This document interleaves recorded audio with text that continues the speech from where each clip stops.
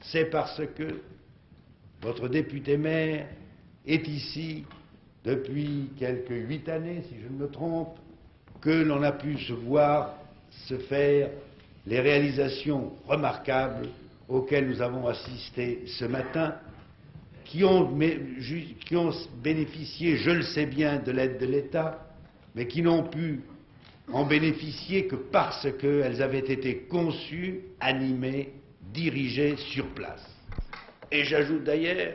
qu'elles n'ont pu également bénéficier de l'aide de l'État que parce que cet État était stable, était fort et avait les possibilités matérielles, financières et aussi les capacités de conception et l'obstination dans le dessein qui sont nécessaires pour réaliser aussi bien une usine qu'un lycée, une armée, que des institutions politiques et en fin de compte qu'une ville ou un pays.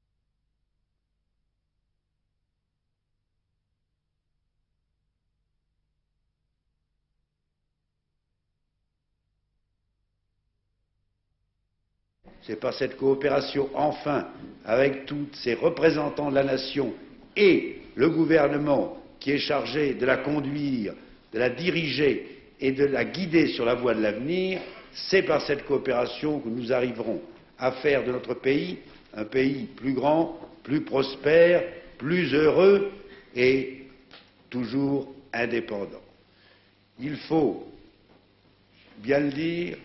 dans ces contacts que je puis avoir ici avec les élus locaux notamment, avec les représentants des professions, comme je les ai eus à Bourges, comme je les ai eus en bien d'autres départements de France, je sens une espèce de volonté commune de substituer l'esprit de coopération à l'esprit de dénigrement, l'esprit de réalisation à l'esprit d'impatience. C'est ainsi que, comme disait le poète, la réalité peut devenir la sœur du rêve, et c'est ainsi qu'après avoir parlé et rêvé si longtemps d'une France grande, puissante et prospère et ne l'avoir pas faite, nous sommes aujourd'hui en train de la réaliser tous ensemble. De cela, Monsieur le maire, la ville de Nevers est un exemple, je tiens à vous le dire, à vous en féliciter et à vous remercier encore une fois de l'accueil qui m'est fait ici, et je termine en disant vive Nevers et vive la France.